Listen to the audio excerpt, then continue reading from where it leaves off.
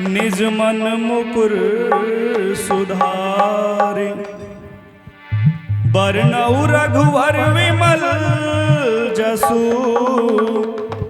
जो दायक फल चार। बुद्धिहीन तनु जानिके, सुमिरो पवन कुमार। बल बुद्धि विद्या देओ मोहि, हरहु कलेश विकार।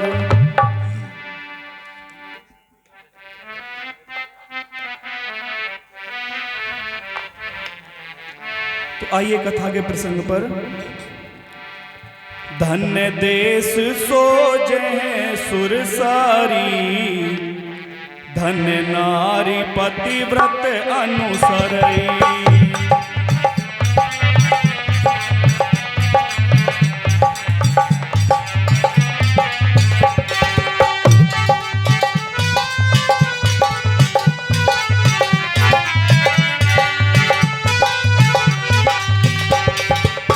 धन्य सो भूप नीत जो करई, धन्य सो निज निज धर्म न डरई।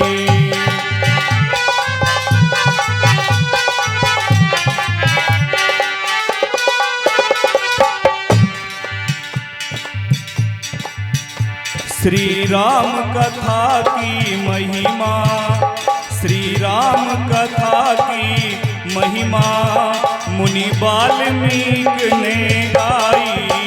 श्री राम कथा की महिमा, मुनि वाल्मीकि ने गाई।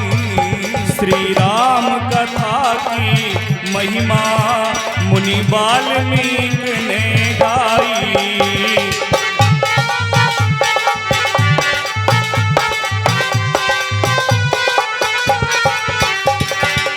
राम कथा की निर्मल गंगा, हरि कथा की पावन गंगा, अविरल बहती आई।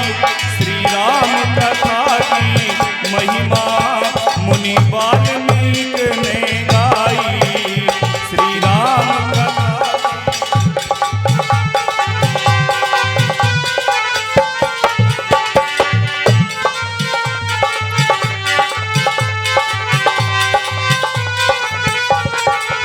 और क्या क्या है इस कथा में? इस गंगा के दोहे तीर, एक सीता दूजे रघुवीर। एक सीता दूजे रघुवीर, एक सीता दूजे रघुवीर। इस गंगा के दोहे तीर, एक सीता दूजे रघुवीर। एक सीता दूजे रघुवीर, एक सीता दूजे रघुवीर। माँ कौशल्या गंगोत्री रूप, उच्च हिमालय दशरथ भूप।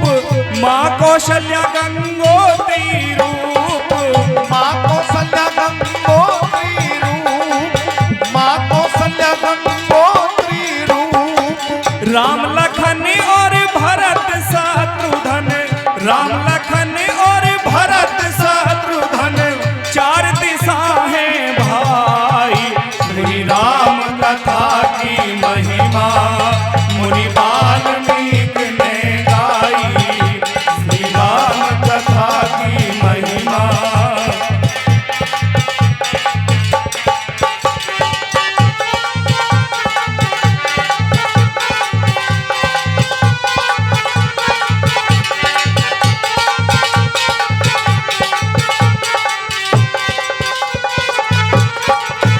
श्री राम कथा की महिमा, मुनि वाल्मीकि ने गाई। बोलिए भक्तवत्सल भगवान की जय। आदरणीयों सज्जनों, ये जो प्रसंग चला हुआ है इस समय पर, ये रामचरितमानस का महात्म्य है। रामचरितमानस की ऐसे मानो फलश्रुति क्या लाभ है इसको सुनने का, क्या लाभ है इस देश में रहने का, क्या लाभ है, ये सब बताएं गोस्वामी तुलसीदास जी ने अपनी। और संवाद किसके बीच चला हुआ है? काक भसुंडी जी और गरुड़ जी के बीच चला हुआ है। रामायण के महात्म्यों को इस प्रकार से बता रहे हैं कि जो छल को छोड़ करके, छल छिद्र भगवान को नहीं सुहाते।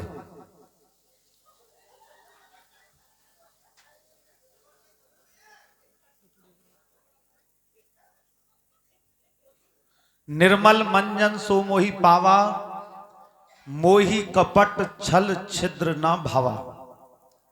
भगवान स्वयं इस बात को कहते हैं कि मुझे केवल और केवल निर्मल मन वाला ही पा सकता है, जिसका मन निर्मल है। निर्मल का आशय है बिना मेल, जिसके अंदर कोई मेल ना हो। मोहि कपट छल छिद्र न भावा, ये कपट छल छिद्र ये क्या है? शरीर के मेल हैं। कपट समझ गए होगे, किसी के साथ दुराव करना, कपटता का भाव करना। कपट छल, छल युक्त व्यवहार कर देना किसी के साथ। और छिद्र क्या है? छिद्र कहते हैं दोष को। दोष कपड़े लेने के यानी कि कपड़ा लेने के लिए बाजार में गए हम, और बहुत अच्छी साड़ी हमें पसंद आ गई, लेकिन जैसे ही उसको खोल करके देखा तो एक उसमें छिद्र था।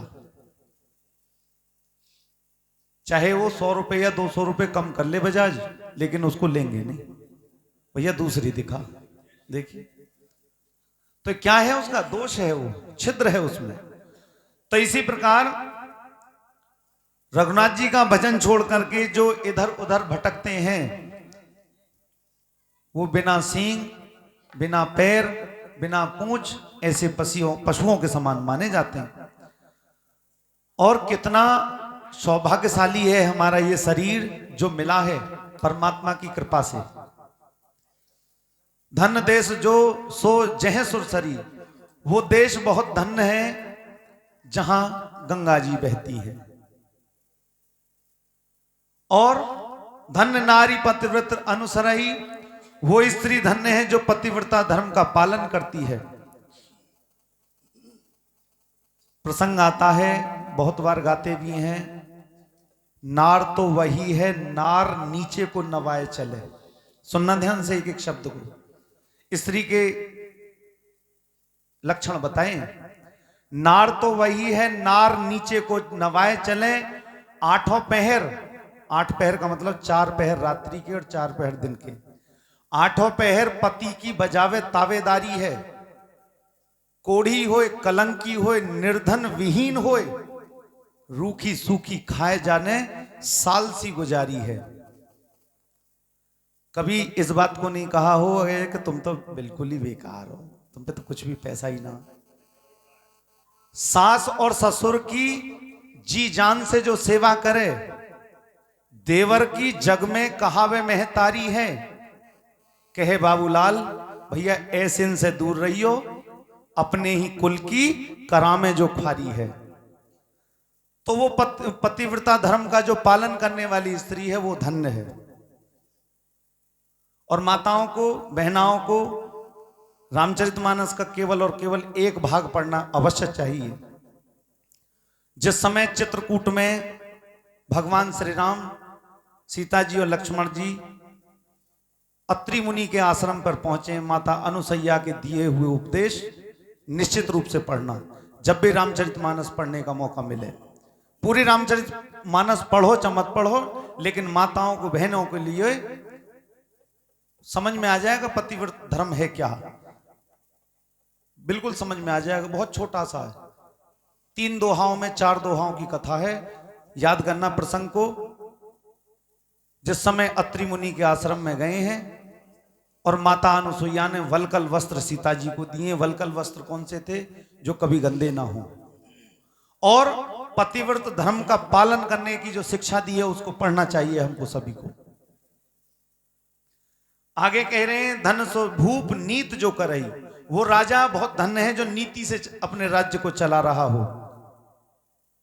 बड़ी शांति से सुख समृद्धि से चला रहा हो, सभी प्रसन्न हो, कोई काम किसी का नहीं बन पा रहा, हाथ तो जोड़ ले कम से कम। और यदि उल्टा बात करे तो बाद में गाली मिलेंगे, अपशब्द मिलेंगे कि इसका नाश जाए, इसका भला चुना हमने तो प्रधान या जो भी है।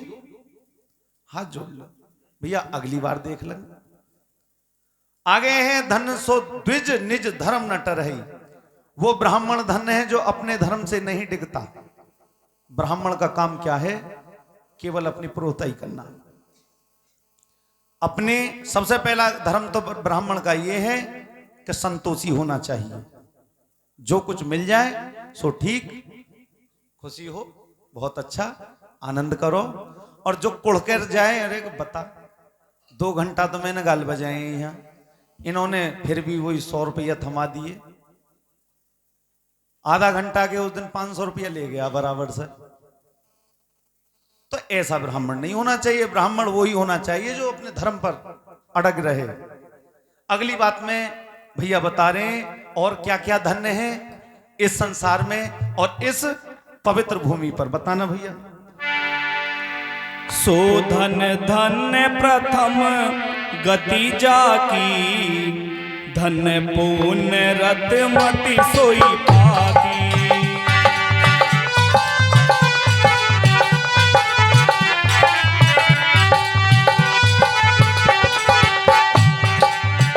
धन घरी सोई जब सत्संगा, धन घरी सोई जब सत्संगा, धन जन्म दिज भगति अभंगा।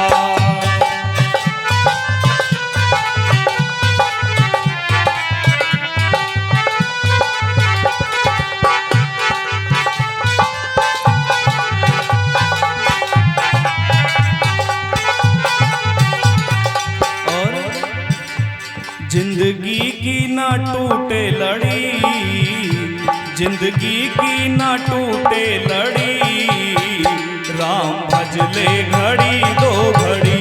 ओ जिंदगी की ना टूटे लड़ी, राम जप ले घड़ी दो घड़ी। जिंदगी की ना टूटे लड़ी, राम भज ले घड़ी दो घड़ी। जिंदगी की ना टूटे लड़ी, राम जप ले घड़ी दो घड़ी। मन की वीणा के तारों को छेड़ो, मन की वीणा के तारों को छेड़ो, लग जाएगी अमृत झड़ी, राम भज ले घड़ी दो घड़ी। जिंदगी की ना टूटे लड़ी, राम भज ले घड़ी दो घड़ी।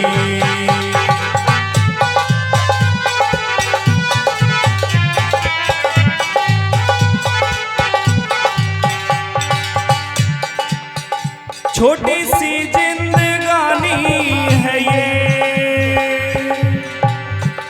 छोटी सी जिंदगानी है ये, बहती दरिया सा पानी है ये। छोटी सी जिंदगानी है ये, बहता नदिया सा पानी है ये।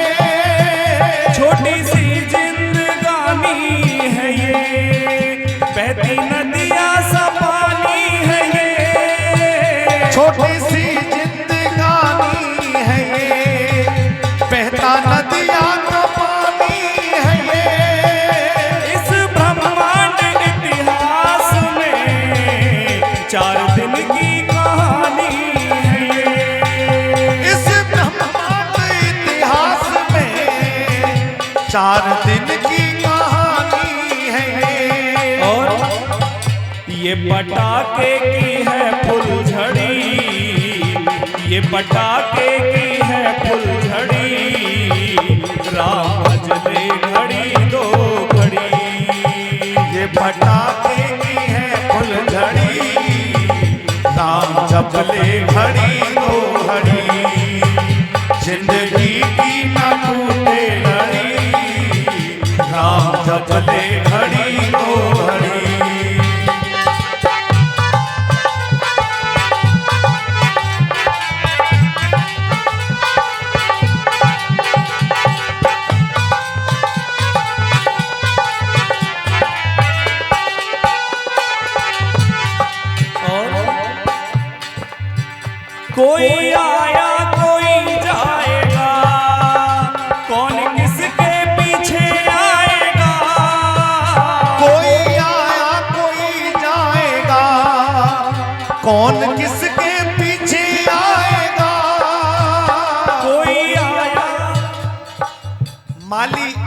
देख कर कलियन करी पुकार,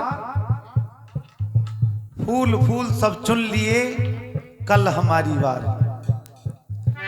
कोई आया कोई जाएगा, कौन किसके पीछे आएगा। कोई आया कोई जाएगा, कौन किसके पीछे आएगा।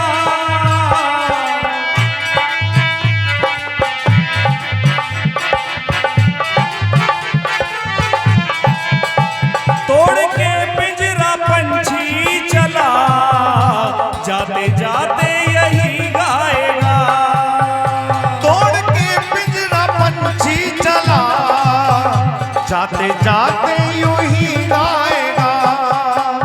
यहाँ सबको है अपनी पड़ी, यहाँ सबको है अपनी पड़ी। राम भजले घड़ी दो घड़ी, ओ जिंदगी की ना टूटे लड़ी, राम जपले घड़ी दो घड़ी। जिंदगी की ना टूटे लड़ी, राम जपले घड़ी दो घड़ी, राम जपले घड़ी दो घड़ी। अगली बात में कह रहे हैं कि सो धन धन प्रथम गति जाकी। वो धन भी धन्य है जो कमाया है तुमने मेहनत करके, वो ही धन धन्य है जिसको रघुनाथ जी की सेवा में या धर्मार्थ में खर्च किया है, उसका कुछ भाग। और यदि सभी को कपट के साथ कमा कमा करके, दूसरों की चोरी कर करके और दूसरों से छुपाव कर करके जो धन कमाया ना, किसी काम नहीं आना, वो किसी मतलब का ही नहीं है। अगली बात में कह रहे हैं धन पुण्य रत मम सो पाकी। बुद्धि धन्य है और परिपक्व है, कौन सी? जो पुण्य में लगी हुई है। वास्तविकता तो ये है, वो ही बुद्धि धन्य है जो धर्मार्थ में लगी हुई है। और जो इधर उधर के कामों में लगी हुई है ना, बहुत सारे संसार में काम ऐसे हैं जिनको मैं यहां से नहीं बताना चाहते, आप समझ गए होंगे। जिनकी बुद्धि इधर उधर गतिविधियों में लगी रहती है। वास्तविकता तो यह है, जीवन का मूल सत्य, मूल सत्य क्या है, इस बात को कब जानते हैं? मरना पड़ता उसके लिए। और मरने के बाद जिस समय चिता पर होता है ना, उस पे काठी पे पीछे बोलने वाले कहते हैं, क्या कहते हैं? कि राम नाम सत्य है। और पूरा जीवन बीत गया सत्य जानने के लिए कि वास्तविक सत्य क्या था, लेकिन मरा तब जाकर के अंतिम सत्य प्राप्त हुआ कि राम नाम सत्य था। अब जब मर गया तो किस काम का रहा वो सत्य? तो मरने से पहले ही सोते हुए जाग जाओ। वास्तविकता क्या है, सत्य क्या है? वास्तविक यही है कि राम का नाम वास्तव में ही सत्य है। अब तो धन्य घड़ी सोई जब सत्संग, वो घड़ी बहुत धन्य है, बहुत बड़ा सुयोग मानो उसे जिस समय सत्संग प्राप्त हो रहा हो, जैसे अब मिल रहा है। लेकिन मेरे स्थान पर कोई संत होते कहने वाले तो सौभाग्यशाली होते आप। तो क्या है, वो घड़ी बहुत धन्य है जिसमें सत्संग प्राप्त होता है। क्या करना है, क्या नहीं करना, क्या नहीं, विचार करने की बात ही नहीं है। विचार बहुत सारे लोग इस बात का करते हैं, कौन से बुरे कर्म है और कौन से अच्छे कर्म है, लो उनकी भी अभी पता पड़ जाती है। जिन कार्यों को करने से पूर्व लज्जा भय संकोच मन में उत्पन्न होने लगे, मन में लज्जा भय संकोच उत्पन्न होने लगे, वही बुरे कर्म है, उनको मत करना।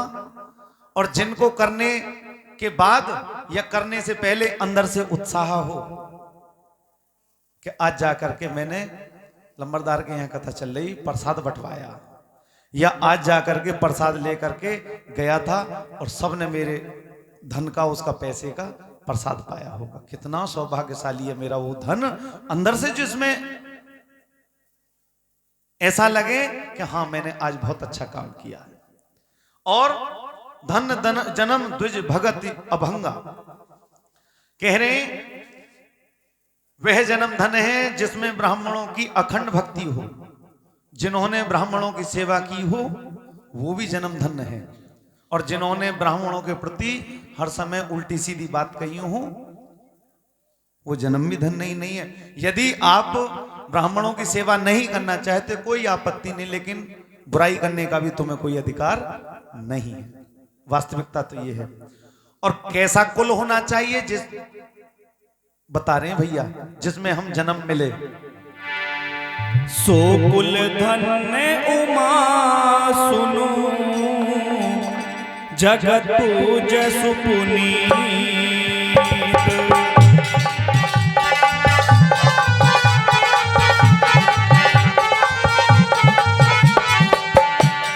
श्री रघुवीर परायण, जेहि नर उपज विनीत।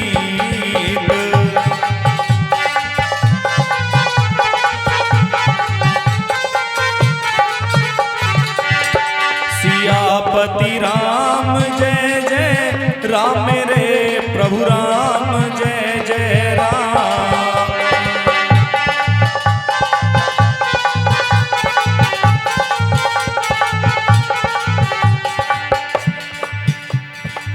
सीता रामा बोल, सीता रामा बोल, अरे मन बावरिया, सीता रामा बोल।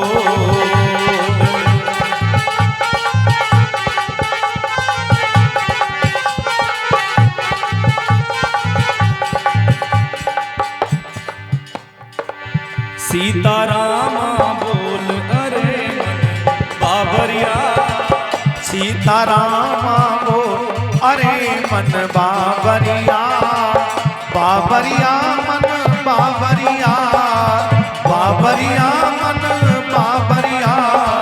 सीता रामा बोल, अरे मन बाबरिया, राधे कृष्णा बोल, अरे मन बावरिया।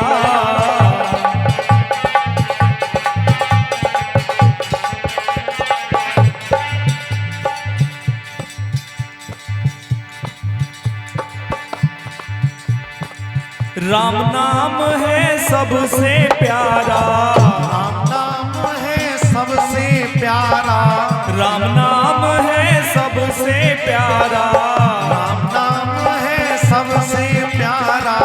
जीवन का बस यही सहारा, जीवन का बस यही सहारा। जगह जगह मत डोल, जगह जगह मत डोल, अरे मन बाबरिया। मनुष्य जन्म अनमोल, अरे मन बाबरिया। सीता रामा बोल, अरे मन बाबरिया।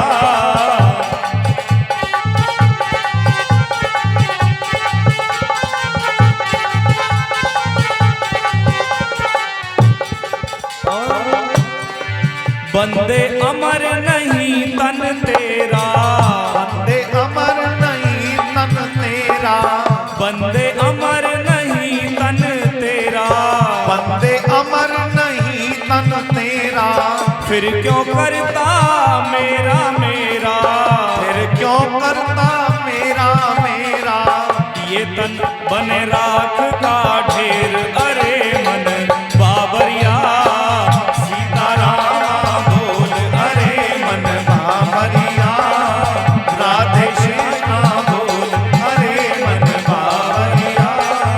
सीता रामा बोल।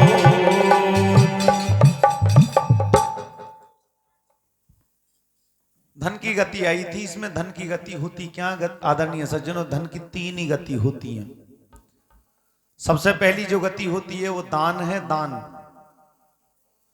जितना आपके पास धन है उसकी कुछ प्रतिशतता में दान किया जाए, पहली गति। दूसरी गति है भोग। भोग माने अपने लिए प्रयोग, जो पैसा कर रहे हो। और तीसरी क्या है? नाश। नाश किस प्रकार से?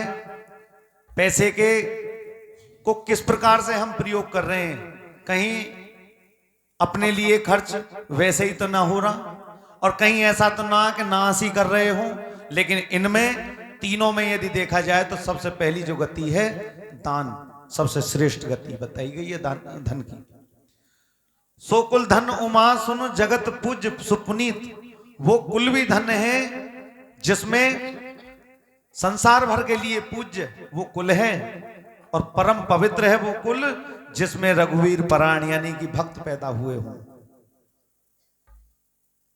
कभी कभी विचार आता है क्या खाएं क्या ना खाएं, किसको खाने से दोष लग जाता, किसको खाने से दोष नहीं लगता। जिन परिवारों में लहसुन प्याज इत्यादि जो भी हैं, बहुत सारी चीजें ऐसी हैं नहीं खाई जाती, लहसुन प्याज से कोई दोष नहीं है यदि देखा जाए तो। लेकिन खाना हमें केवल वही है जिसका भगवान के आगे भोग लगा सके, दूसरी वस्तु कुछ खानी नहीं है। जिनको भगवान के आगे भोग लगाने में अंदर से कोई ग्लानि ना आए वही वस्तु खाई जा सकती है। और जिनको हम घर में तो बनाते हैं लेकिन भगवान के सामने भोग नहीं लगाते, ना डर जाते हैं, क्योंकि कुछ बहुत सारे तामसी पदार्थ ऐसे होते हैं जिनको नहीं कर सकते प्रयोग, तो वो खाने योग्य भी नहीं है यदि भगवान को के सामने भोग नहीं लगा सकते तो। और विनम्र पुरुष उत्पन्न होते हैं जिस कुल में, वो कुल संसार भर के लिए कैसा है, पूजनीय है। अगली बात में बता रहे हैं कि मैंने अपनी बुद्धि के अनुसार भगवान शिव मां भवानी से इस बात को समझा रहे हैं कैलाश पर्वत पर। क्या बता रहे हैं, बताना भैया। मति अनुरूप कथा में भासी, जय जय सीता राम हरे। जद्यपि प्रथम गुप्त कर राखी, जय जय सीता राम हरे।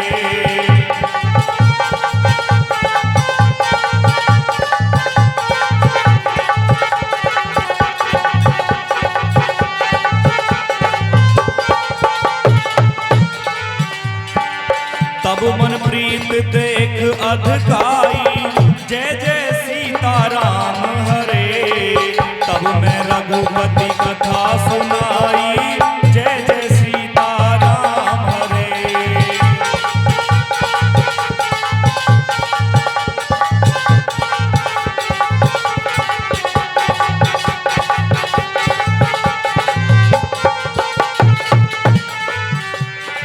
मंगल भवन अमंगल हारी, जय जय सीता राम हरे। प्रभु सुदशरथ अजर बिहारी, जय जय सीता राम हरे। देना हो तो दे दे सामरे, ओ देना हो तो दे दे सामरे। क्यों ज्यादा तरसावे रे, ना देना तो साफ नाट क्यों लगता तार कहावे रे।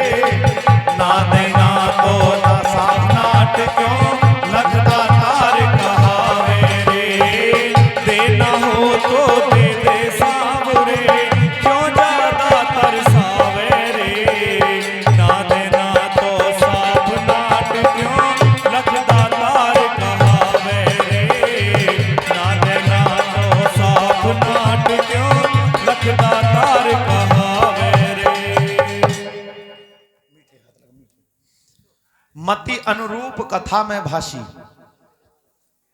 भगवान शिव मां भवानी को समझाने के हे पार्वती, मैंने जो ये कथा रामायण के महत्व में बताया जा रहा ना, तो कह रहे हैं कि ये कथा मैंने अपनी बुद्धि के अनुसार कही, और यद्यपि प्रथम गुप्त कर राखी। ये कथा मैंने तुमसे बहुत सारी बातें ऐसी थी इस कथा की जो मैंने गुप्त कर रखी थी, लेकिन यदि देखा जाए तो आती है इसमें रच महेश निज मानस राखा।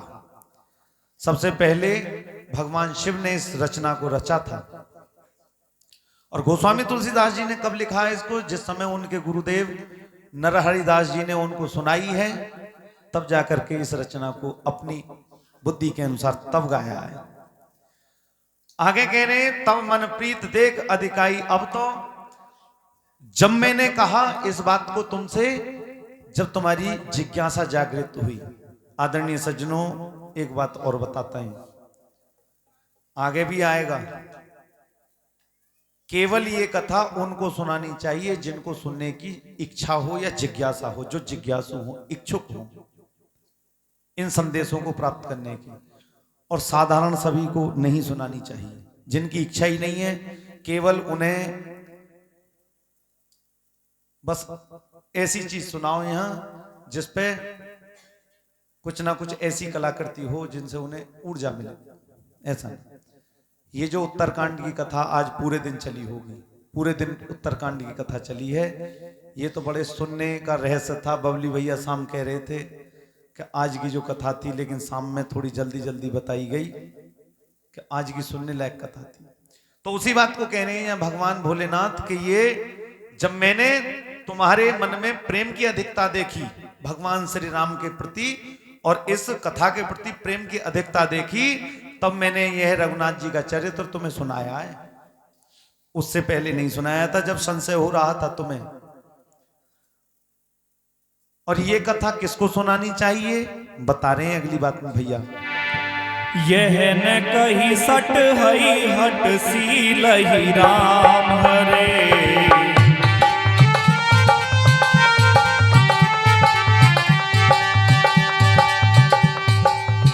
जो मन लाई न सुन हरि लील ही राम हरे।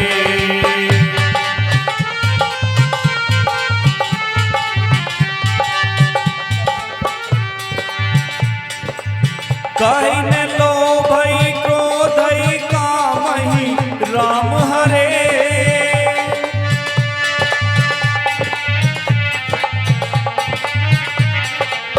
जो न भजई सचराचर स्वामहि राम हरे।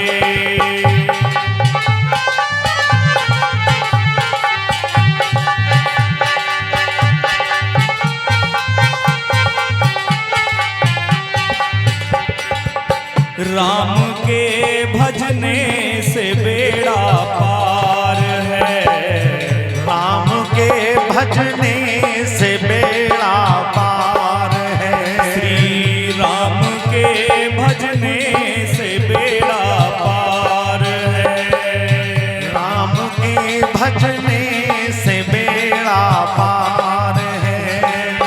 बिन भजन जीना तेरा बेकार है, बिन भजन जीना तेरा बेकार है, राम के भजने से बेड़ा पार है, राम के भजने से बेड़ा पार है।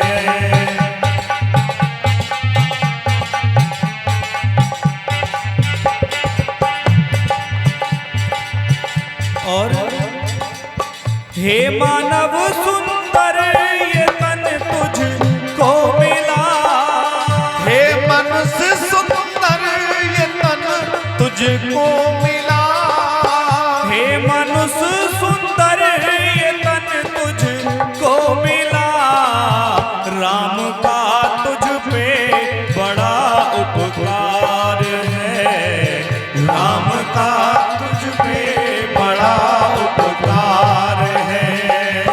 बिन भजन जीना तेरा बेकार है, बिन भजन जीना तेरा बेकार है, राम के भजने से बेड़ा पार है, राम के भजने से बेड़ा पार है।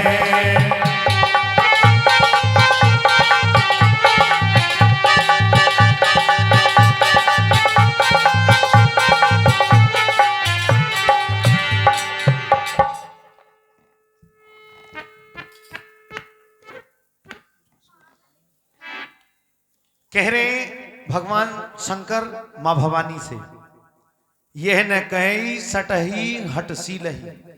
इस कथा को जो हटशील स्वभाव के होते हैं, जिनका स्वभाव हटी है कि हर बात पे बहस करने वाले हैं, कुतर्की हैं, उनके सामने नहीं कहनी चाहिए। और किस बात को कह करके छुटकारा पाना चाहिए कि जो तुम कह रहे हो सो सही, छुट्टी, क्यों उससे जिरह कर रहे हो। समाज में होते हैं ऐसे भी, छुट्टी करो। भैया जो तुम कह रहे हो वो सही है, जो इसमें लिखा है बिल्कुल गलत है, ऐसे कह के फंदा खत्म। आगे कह रहे हैं जो मन लाई न सुनी हरि लीलही, उसके सामने भी नहीं कहनी चाहिए। जो मन लगा करके इस कथा को नहीं सुनते उनके सामने भी ये कथा नहीं सुनानी चाहिए। आकर के तो बैठ गए कि चलो लंबरदार का बेर बेर मनोज बार बार न्योके में कि आओ ना आओ ना आओ, रास्ता चलते भी खींच लें कि आ जाओ तनक देर को तो बैठ जाओ, कि चलो वो बेचारे ज्यादा जबरदस्ती करें तो 10 मिनट बैठिया में या 20 मिनट बैठिया में। तो ऐसों के सामने भगवान शिव मना कर रहे हैं बिल्कुल कहने के लिए, ऐसों को नहीं सुनानी चाहिए। और कहिए न लोभई क्रोधई कामई, ऐसों के सामने भी नहीं कहनी जिनका स्वभाव कैसा लोभी स्वभाव है। सबसे पहली बात तो लोभी आएंगे ही नहीं है, उन्हें पता है कि कहीं जाके बैठे और पीछे से ब्याज जी ने पहचान लिए गद्दी पे से कह रहे तुम भी करवा लो चौधरी साहब, पैसा लगे कि तुमने तो बहुत दिन से ना करवाई, करवाते ही ना हो। अब भरे समाज में यदि इस बात को कह दे तो वो तो 1 रुपया वैसे ही खर्च करने वाले ना हो रहा है। तो लोभी के सामने भी, जिनको अपने माया के वशीभूत हो रहे हैं, लोभ में बसे हुए हैं, ऐसों के सामने भी नहीं कहनी चाहिए। क्रोधी जिनका स्वभाव है, बात बात पर क्रोध भर आता है, ऐसों के सामने भी नहीं कहनी चाहिए। कामी जो कामनाओं में भरे हुए हैं, यहां तो आए किसी और हेतु से, लेकिन उनको का कथा अच्छी थोड़ी ना लगेगी, उनका स्वभाव तो कैसा कामी भाव बना हुआ है। तो ऐसों के सामने भी नहीं कहनी चाहिए। जो न भजई सचराचर स्वामी, और ऐसों के सामने भी नहीं कहना चाहिए जो रघुनाथ जी को सच्चे मन से भजते ही नहीं। लेकिन यदि देखा जाए तो गोस्वामी तुलसीदास जी इस बात को भी कह रहे हैं, पीछे भगवान की कथा में केवल वही आते हैं जिन पर ऊपर वाले की कृपा होती है। उनको तो अच्छी नहीं लगती रघुनाथ जी की कथा जिन्होंने पूर्व जन्म में कोई ना कोई ऐसे कर्म करें उल्टे सीधे। कह रहे हैं गोस्वामी तुलसीदास जी, तुलसी पिछले पाप से हरि चर्चा ना सुहाए। जैसे ज्वर के ताप से भूख भस्म हो जाए, जैसे बुखार आ रहा हो तो भूख नहीं लगती, खाना अच्छा नहीं लगता, इसी प्रकार पिछले जो कर्म हमारे रहे उनके कारण भगवान की कथा अच्छी नहीं लगती। ये हमें जिद भी नहीं करनी चाहिए कि भाई तू क्यों ना आ रहा हो सुनने के लिए, ये तो उसका अपना भाव है, जबरदस्ती किसी पे कुछ नहीं हो सकता। ये प्रेम का सौदा है, बिना प्रेम के तो तुम बुला भी लाए तो परमात्मा प्राप्त तो नहीं हो सकते, ज्ञान प्राप्त हो ही नहीं सकता। बिना प्रेम रीझत नहीं नटवर नंद किशोर, है प्रेम जगत में सार और कुछ सार नहीं है।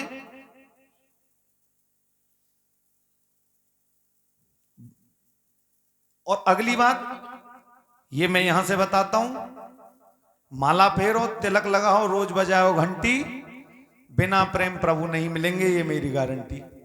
नहीं मिल सकते परमात्मा। और इस बात में कह रहे हैं कि यदि तू भगवान का भजन भी नहीं करता, इतना सुंदर तन पा करके भी, तो तेरा जीवन भी धिक्कार है। संतों ने ऐसा वर्णन किया है कि मानुष तन साधन भजन के द्वारा प्राप्त होता है, जो कि तेरे लिए अमूल्य है, मिल गया बस। अगली बात में क्या कह रहे हैं, और किसके सामने ना कहनी चाहिए ये कथा, सुनना ध्यान से।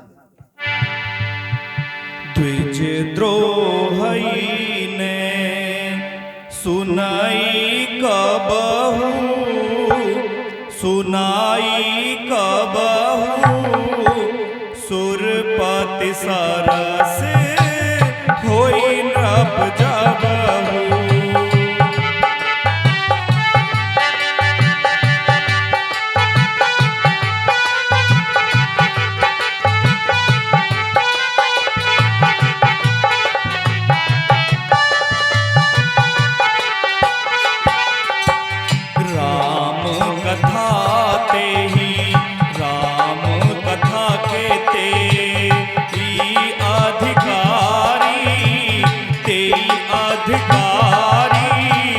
जिनके संत संगत अति प्यारी।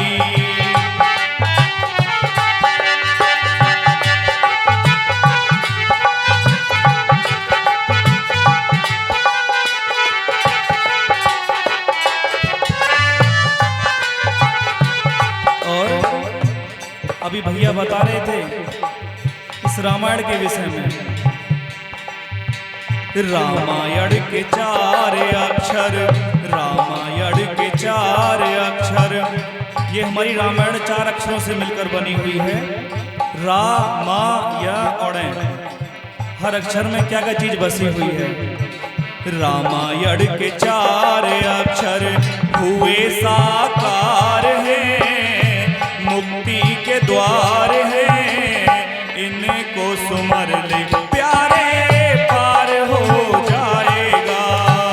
रामायण के 4 अक्षर, रामायण के 4 अक्षर हुए साकार हैं, मुक्ति के द्वार हैं, इनको सुमर ले प्यारे मोक्ष पा जाएगा। इनको सुमर ले प्यारे पार हो जाएगा।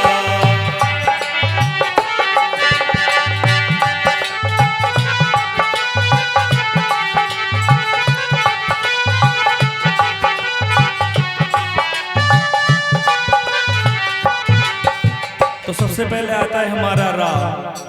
रा से कर राम भजन रसना, हृदय में राम बसा ले। रा से कर राम भजन रसना, हृदय में राम बसा ले। रा से कर राम भजन रसना, हृदय में राम बसा ले। माया से मुक्ति पानी है, मायापति मन में बसा ले। माया से मुक्ति पानी है, मायापति मन में बसा ले। माया से मुक्ति पानी है, मायापति मन में बसा ले। मानव जीवन के राम, मानव जीवन के राम बने आधार हैं, मुक्ति के द्वार हैं, इनको सुमर ले प्यारे पार हो जाएगा। रामायण के 4 अक्षर हुए साकार हैं, मुक्ति के द्वार हैं, इनको सुमर ले प्यारे पार हो जाएगा।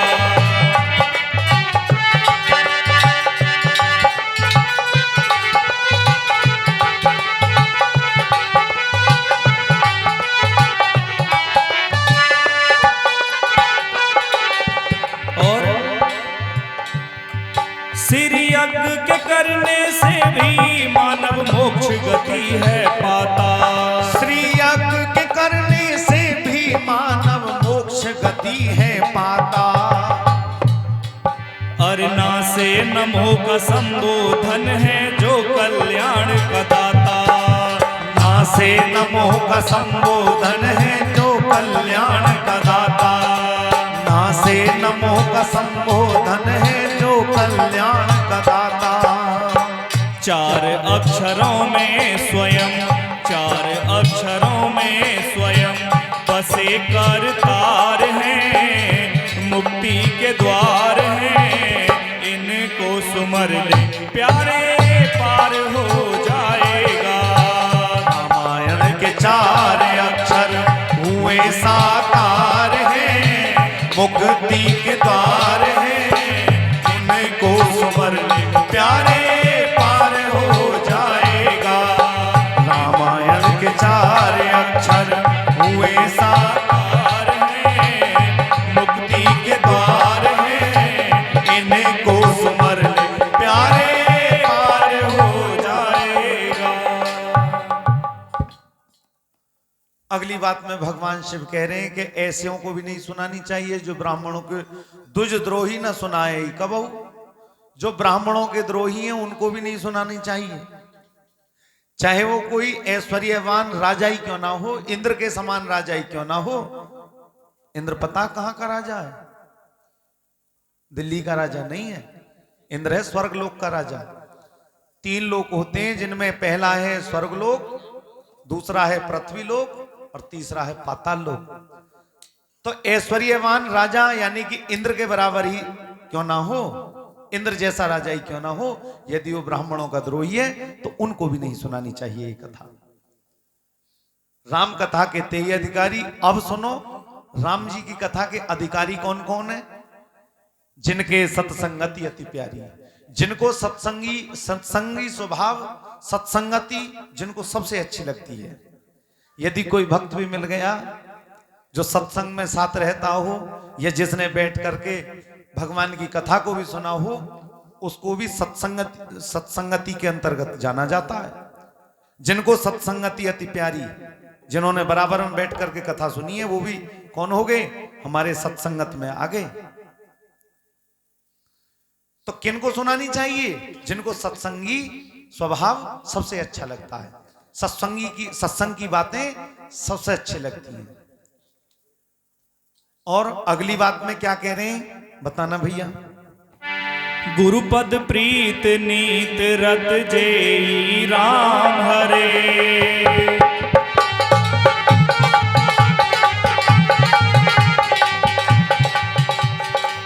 तिज सेवक अधिकारी तेई राम हरे।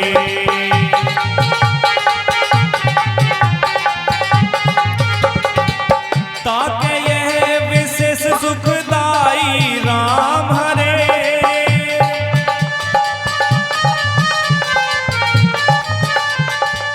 जाहि प्राण प्रिय श्री रघुराई राम हरे।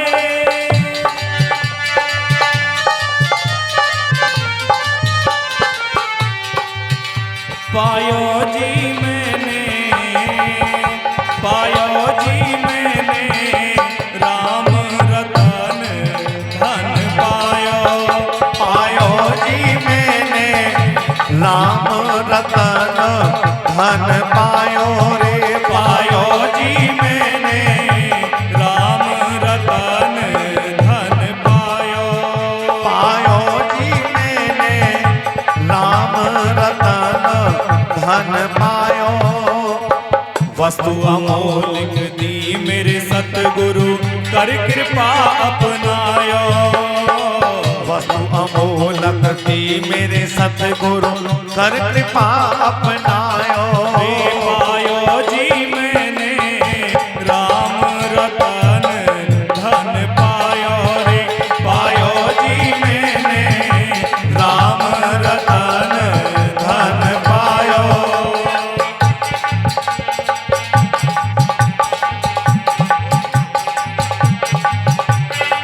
राम नाम के कारण मैंने सब धन दियो लुटायो।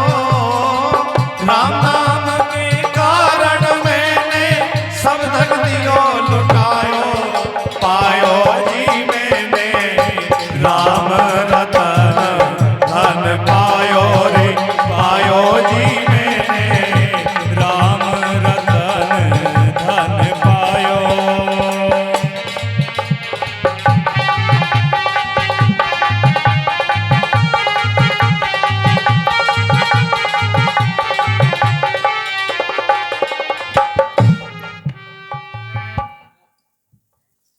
अधिकारी और कौन कौन है राम कथा सुनने के? गुरुपद प्रीत नीत रत जई, जिनकी प्रीति गुरुजी के चरणों में लगी रहती हो, और जो गुरुजी से सीख साख करके और के गुरुजी अब तुम्हारा रास्ता दूसरा है और हमें अब खाने कमाने दो, तो जो ऐसे गुरुजी के साथ छल करने वाले व्यवहार के हों उनको भी नहीं सुनानी चाहिए, वो तो अधिकारी है ही नहीं। और दुज सेवक अधिकारी थे ही, ब्राह्मणों के सेवक हैं जो, वो भी अधिकारी हैं। जो ब्राह्मणों की सेवा करते हो वो भी अधिकारी हैं। ताकि यह विशेष सुखदाई, उसको तो यह कथा बहुत ही सुख देने वाली है कि जाहि प्राण प्रिय श्री रघुराई, जिसके प्राणों के आधार कौन बने हुए हैं? श्री रघुराई बने हुए हैं, श्री रघुनाथ जी बने हुए हैं, जिनके प्राणों के आधार, उनको तो ये कथा बड़ी ही मनभावन लगती है, बड़ी ही सुहानी लगती है राम कथा। इस दोहे को भैया बोल रहे हैं, उसके बाद व्याख्या पर गुप्ता जी आएंगे, क्योंकि आगे की व्याख्या को मैं नहीं जानता भली भांति, गुप्ता जी और अच्छा बताएंगे। भैया बोलना दो। राम चरण रति जो छे अथवा पद निर्वाण।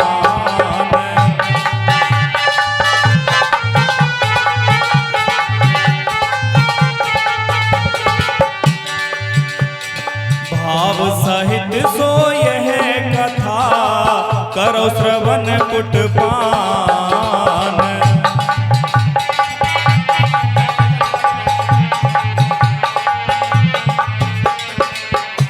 सियापति राम जय जय राम रे प्रभु राम जय जय राम।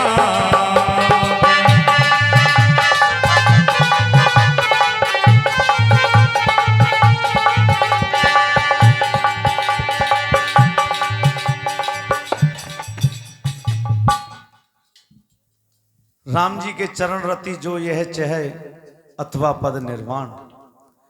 राम जी के चरणों में जो प्रेम चाहता हो या मोक्ष चाहता हो, वह इस कथा रूपी अमृत को प्रेम पूर्वक अपने कानों को कान रूपी दोने, जिस प्रकार एक खीर को दोने में भर करके पीते हैं ना, तो इसी प्रकार रघुनाथ जी की कथा को कान रूपी दोने में भर करके जो पान करते हैं, जो श्रवण करते हैं, जो सुनते हैं, ऐसों को ही सुनानी चाहिए।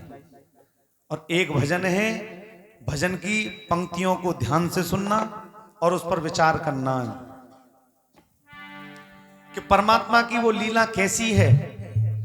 जिस परमात्मा ने इतना सुंदर सुंदर शरीर बनाए, लेकिन उनको विचार करने का भी बुद्धि और विवेक दिया, लेकिन फिर भी हम विचार नहीं करते।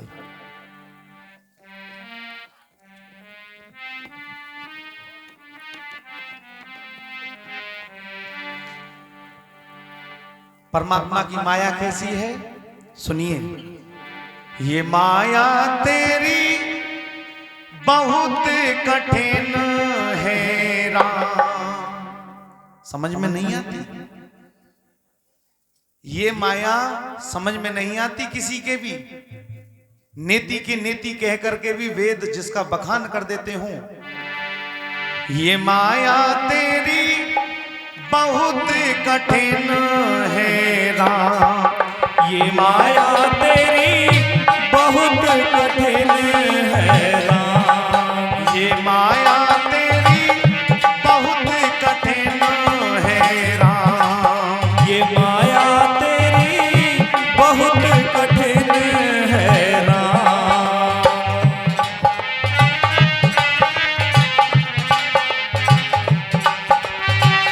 बहुत कठिन है राम, बहुत कठिन है राम।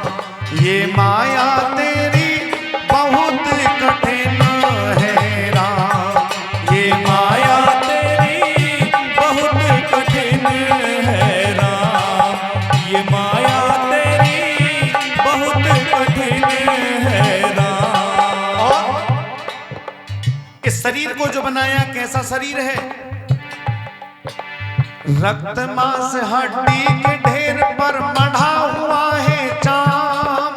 रक्त मांस हड्डी के ढेर पर मढ़ा हुआ है चाम। रक्त मांस हड्डी के ढेर पर मढ़ा हुआ है चाम। रक्त मांस हड्डी के ढेर पर मढ़ा हुआ है चाम। लेकिन सुंदर देही देख के उपजत है अनुराग। मढ़ी ना होती चाम जो, तो जीवत चुगते काग।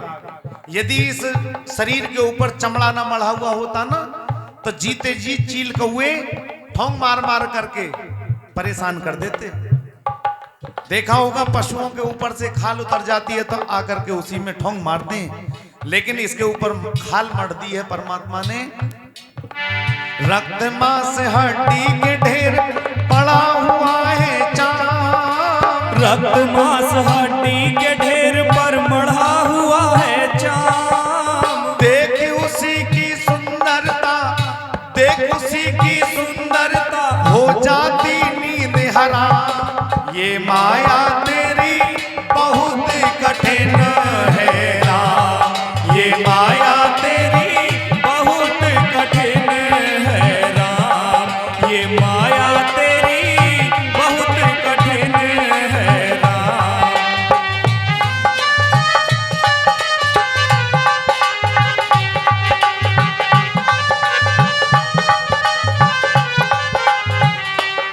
और बुरी बातों का विरोध करता है। यदि कोई और बुरा काम कर दे तो उसका विरोध करेगा, और यदि स्वयं करेगा तो वो सो अच्छा है। आदरणीय सज्जनों, अपनी गलती और अपनी पीठ किसी को दिखाई नहीं देती। करता नित्य विरोध क्रोध का, यदि कोई और क्रोधित हो रहा हो किसी के ऊपर तो उसको शांत करेगा, और जिस समय अपना नंबर आएगा, करता नित्य विरोध क्रोध का, कहता बुरा परिणाम। करता नित्य विरोध क्रोध का, कहता बुरा परिणाम। करता नित्य विरोध क्रोध का, कहता बुरा परिणाम। करता नित्य विरोध क्रोध का, कहता बुरा परिणाम। होता क्रोधित स्वयं तो होती, होता क्रोधित स्वयं तो होती, वाणी बिना लगा। माया तेरी बहुत कठिन है राम, ये माया तेरी बहुत कठिन है राम, ये माया तेरी बहुत कठिन है राम, ये माया तेरी बहुत कठिन है राम।